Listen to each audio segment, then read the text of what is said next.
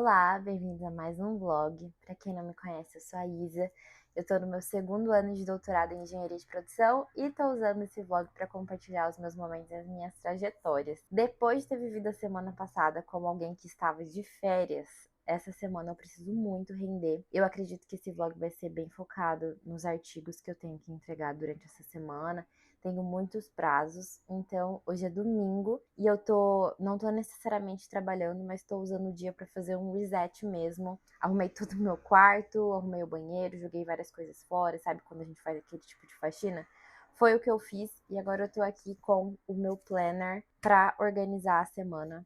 São várias entregas, mas eu vou explicando melhor sobre elas ao longo do vlog para vocês. O que eu tenho para fazer agora é saber o que priorizar. Eu tenho um relatório aqui para entregar amanhã, segunda-feira, e eu nem comecei a fazer, mas é um relatório um pouco mais informal assim. Ele é formal, mas ele não é avaliativo. Tenho que entregar para minha orientadora do grupo de pesquisa da saúde, que ela precisa encaminhar para alguma instituição. Mas eu tenho artigos que foram devolvidos por revisores de revista, 2 artigos desse tipo, tenho esse relatório, tenho o edital de financiamento que eu tenho que ajustar o projeto e mandar para o meu orientador do doutorado. Muita coisa para essa semana e, além disso, treinar corrida. Eu ainda estou numa fase de base, vamos dizer assim. Daqui a alguns dias vai começar o meu ciclo de meia maratona, mas eu não quero faltar, eu quero já acostumar o meu corpo regradinho com os dias de treino, então tentar conciliar isso também.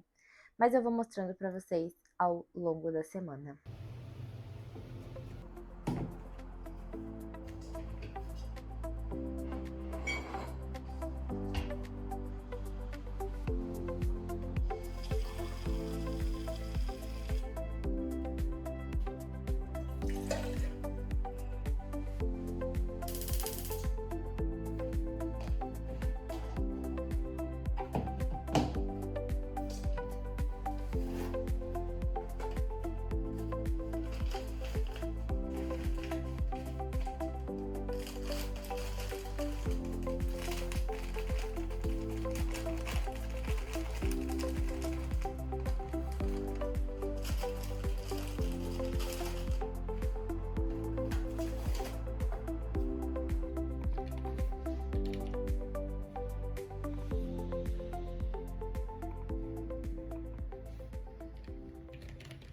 Bom, gente, tô aqui trabalhando. Hoje é segunda-feira, são 10h15. Já fiz muita coisa, tô rendendo mais do que eu esperava. Acho que essa semana que eu tirei pra descansar foi boa pra mim. Hoje já esfriou. Aqui, não sei onde vocês moram, se esfriou também. Mas qual que é o meu principal problema? Eu tinha um relatório pra entregar ainda hoje. Eu já fiz a minha parte e aí a pós-doutoranda, que é responsável pelo meu grupo, vai fazer a junção das partes de cada um e finalizar esse relatório. Então eu tô meio que em stand-by, caso ela precise de mim pra alguma coisa, mas a minha parte em si eu já terminei e foi bem tranquilo, porque eu já tava construindo as coisas meio que em formato de relatório mesmo, então foi só formalizar. A principal coisa da minha semana é um artigo que voltou com correção de revisores de uma revista muito importante para mim. Eu quero muito que esse artigo dê certo. Inclusive, algumas revistas, elas têm o costume de mandar um e-mail pra gente quando todos os revisores terminaram de avaliar o seu artigo. E aí falta a decisão do editor.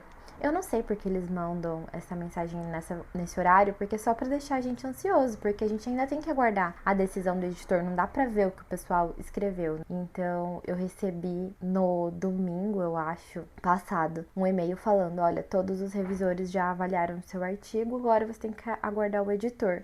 E eu surtei com muito medo desse artigo ser rejeitado, porque é um artigo muito especial pra mim e é uma revista bem relevante que seria ótimo se desse certo. E aí eu comecei a ficar muito nervosa. Ele é um artigo que ele já veio com correções antes. Então acho que eu já expliquei isso em outro vídeo, mas só relembrando, ou quem não assistiu.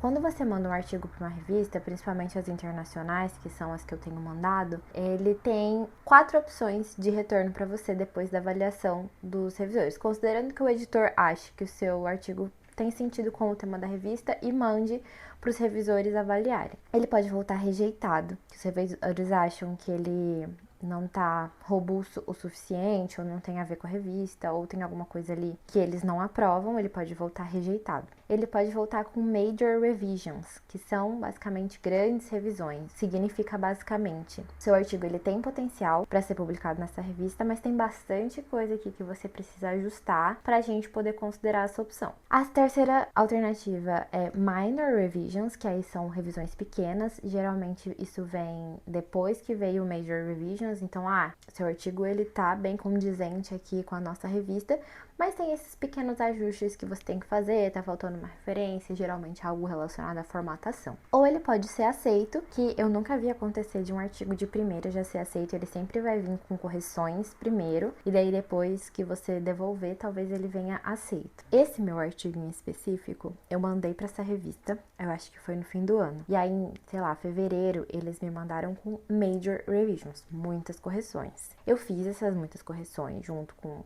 os colaboradores da pesquisa e devolvi para eles. Só que essa é a primeira pesquisa que eu estou encabeçando no doutorado, que eu sou a primeira autora. E aí, agora quando eu recebi o e-mail que já tinha sido corrigido de novo, eu comecei a ficar muito ansiosa, pensando, se vier rejeitado, meu orientador vai achar que eu sou uma... sei lá, que eu sou muito ruim e que eu não fiz as correções certas, ele vai ficar frustrado comigo. Eu comecei a ficar muito nervosa. E aí, ao nível de loucura da pessoa, eu fui lá e achei quem era o editor dessa revista, porque eu ficava domingo atualizando pra ver se saía. E a minha mãe falou, não vai sair agora, é domingo, a pessoa não vai trabalhar. Eu falei, mãe, mas ele mora em outro país. Procurei, achei o editor, achei o país que ele morava, que no caso era a Nova Zelândia. Pesquisei no Google que horas era na Nova Zelândia, e aí era de madrugada, era tipo 4 da manhã lá, da segunda. E aí eu falei, daqui umas 4 horas, então, ele vai acordar e ele vai começar a trabalhar, ele vai ver o meu artigo. E aí eu consegui relaxar um pouco, mas aí, quando era domingo à noite, de fato, lá já era segunda-feira de manhã, e aí ele devolveu, e o artigo veio com Major Revisions de novo, com correções grandes de novo. Só que a grande questão primeiro, foi um grande alívio ele não ter sido rejeitado. Segundo, aí eu vi as correções de um revisor, e ele basicamente aceitou o artigo. Ele foi muito querido, assim, e ele basicamente falou... Sim, eles fizeram as correções que a gente pediu da primeira vez e tá ok. Ele nem pediu novas correções. Só que aí o outro revisor, gente, só faltou ele cuspir na minha cara. E é uma coisa muito difícil de lidar, que eu tô tendo que aprender também assim. São críticas bem duras e é por isso que foi considerado correções grandes, eu acredito. Porque se fossem 2 revisões como o desse primeiro revisor, teria vindo com correções pequenas ou aceito. Mas o outro revisor regaçou com o nosso trabalho e ele pediu que a gente enviasse os dados para eles, e é uma coisa que eu nunca fiz. Não sei como fazer, como responder, e tem alguns dados que a gente conseguiu porque um autor em específico do trabalho, ele é do Corpo de Bombeiros, então ele tem acesso a algumas informações que a gente não pode disponibilizar para revista. E eu não sei muito bem como explicar isso para ele, se eu posso chegar no revisor e falar, então, um dos autores é bombeiro? Eu acho que eu não posso falar isso. Então eu marquei, conversei com o meu orientador. Ele vai tentar uma carta lá do Comitê de Ética para ajudar a gente a justificar os dados. E eu tô fazendo nesse momento essa junção de todos os dados que a gente usou e que a gente pode disponibilizar para mandar como material de apoio para eles, e depois eu vou entrar na parte de começar a revisar de fato o artigo e as coisas que eu tenho que mudar no artigo. Outra coisa muito complicada disso é que a revista mandou as correções e daí já mandou assim embaixo.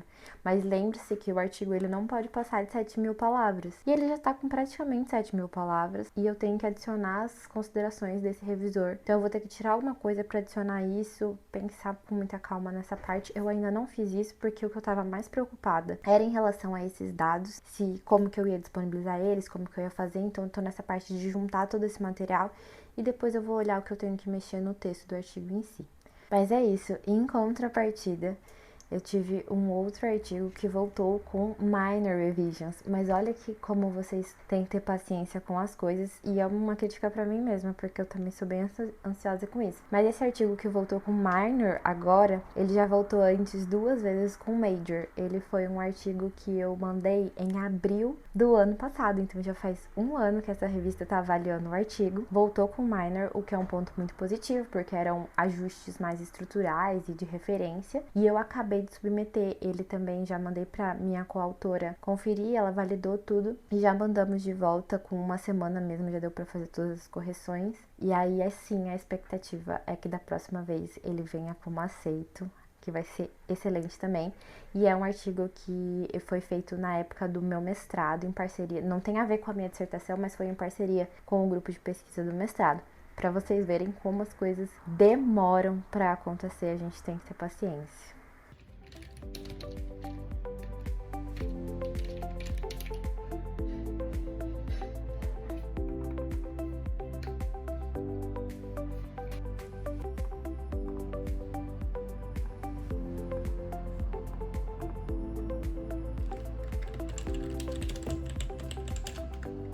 Gente do céu, que semaninha, viu? Nem sei direito em que parte eu parei com vocês, porque foram muitos trabalhos. Primeiro de tudo, vou falar sobre esse artigo que tá rosinhando a minha cabeça. Foi o abençoado do revisor, que cada vez que eu leio, gente, me dá vontade de rir e chorar ao mesmo tempo. Porque como que uma pessoa consegue falar de uma forma tão classuda e tantas vezes diferentes que ela tá achando meu trabalho uma porcaria? Ele fala, é difícil entender o que você quis dizer, fica complicado confiar nesses dados, e aí ele quer os dados. Só que eu não sabia como colocar isso no trabalho, justificar isso pro revisor. E agora eu consegui. A gente conseguiu um documento oficial do Corpo de Bombeiros autorizando a utilização desses dados por parte do autor do nosso trabalho. Eu acho que vai ser suficiente em relação a isso. Mas ele colocou muitas outras coisas. Ele colocou na parte da metodologia muitas coisas, muitas. E na parte dos resultados também. Eu acho que eu consegui finalizar a parte da metodologia, todos os questionamentos que ele fez. Os resultados eu nem comecei ainda. Só que o artigo, obviamente, já passou de 7.000 páginas. E vai passar muito mais. Só que eu vou sofrer com isso depois, tentando resumir. Preciso atender a tudo que ele quer primeiro, para eu entender aonde eu consigo diminuir depois. Vamos ver como vai ser. E aí, outra coisa que aconteceu essa semana é que trocaram a minha supervisora da bolsa que eu tenho na Itaipu Parktech. Para quem não sabe, eu sou bolsista de desenvolvimento tecnológico na Itaipu e eu faço trabalhos na parte de escritório de projetos, fazendo indicadores de desempenho e análise de projetos. E antigamente, faz menos de 2 meses que eu tô lá, né? Mas me foi exigido estar lá presencialmente uma vez por mês, o que eu achava um pouco difícil, mas eu resolvi topar o desafio. E aí agora com essa nova supervisora, ela não exige mais que eu vá uma vez por mês. Isso vai aliviar muito pra mim, financeiramente falando, em questão de cansaço também. Fiquei muito feliz com isso. Mas em contrapartida, eu achei ela uma supervisora bem exigente. A gente acabou de sair de uma reunião e ela me fez várias perguntas, assim, num tom acadêmico e metodológico. Então, todas as decisões que eu tomei na avaliação dos projetos, eu tinha que justificar metodologicamente por que eu tomei essas decisões. Mas foi uma reunião muito produtiva. Eles querem que eu apresente o que eu fiz até agora por um superior lá, que eu não sei explicar nem direito o que ele é. Mas aí pediram pra eu organizar isso num PowerPoint e, enfim, colocar todos os dados, fizeram várias considerações e tô achando que vai dar certo, apesar de dar muito trabalho, tô feliz. Agora eu tô aqui na cozinha enrolando, né, conversando com vocês, mas eu preciso cozinhar as minhas marmitas da semana da minha janta. Geralmente eu faço arroz, abobrinha e peito de frango. Não tem segredo, é isso. De manhã eu almoço no Sesc aqui da minha cidade. Tem um prato que é menos de 15 reais. E é uma delícia, super satisfatório pra mim. É perto da minha casa, bom que eu dou marijada na cabeça. Então eu só preciso cozinhar pra janta. E é isso que eu vou fazer agora.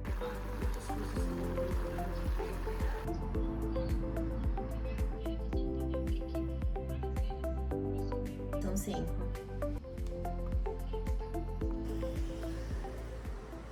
Ai, gente, mais uma semana se encerrando. E eu já confesso pra vocês que eu sinto que eu fui bem ausente nesse vlog, mas que eu entendo que nesse momento da minha vida o feito é melhor do que o perfeito. Principalmente porque eu tô começando por aqui, ainda tô me entendendo, e aí eu trago uma novidade pra vocês, que é eu comecei essa semana, e isso justifica um pouco essa minha ausência. Eu comecei a gravar vídeos pro TikTok também. Basicamente daily vlogs, eu ainda vou entender como encaixar tipos tipos de conteúdo. É uma coisa, assim, que eu sempre quis fazer. Sempre quis, assim, só que eu sempre fui muito insegura. E a minha insegurança, ela é engraçada porque ela nunca foi sobre, ai, tenho vergonha de falar, não sei me comunicar. Essa parte eu realmente me sinto bem tranquila conversando com vocês e conversando por lá, mas eu sempre fui muito ruim com coisas direcionadas a marketing e a criação de conteúdo no sentido criativo. E na parte de edição mesmo, editar vídeo, editar foto, eu sempre fui muito ruim, até na época que a gente colocava aqueles filtros no Instagram. Eu não sabia fazer, assim, então isso sempre me deixou muito insegura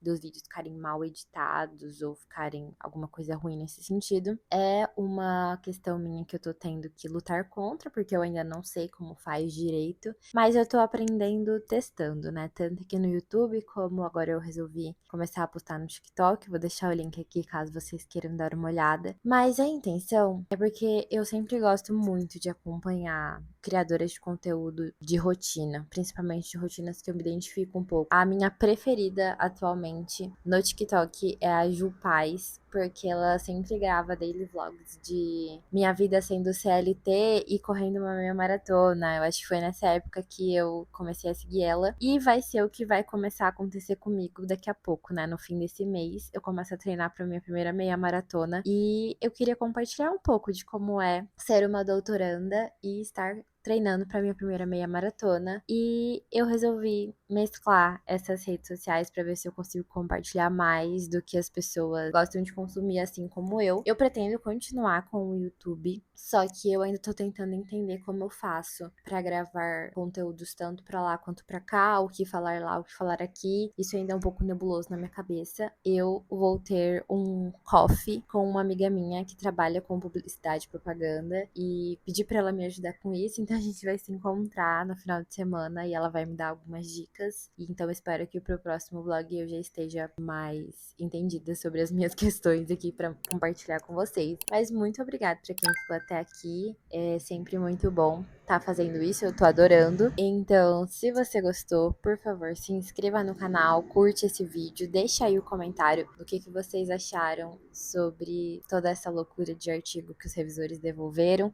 Inclusive, eu ainda não terminei. Eles me deram 2 meses para fazer essas correções, para vocês verem como não é fácil. Eu já tô bem adiantada, mas depois que eu terminar, eu vou mandar para um colega que é coautor revisar, depois eu vou mandar para o meu orientador revisar e depois a gente vai fazendo as coisas com calma para não deixar passar nada despercebido. Muito obrigada e até o próximo vlog. Beijo!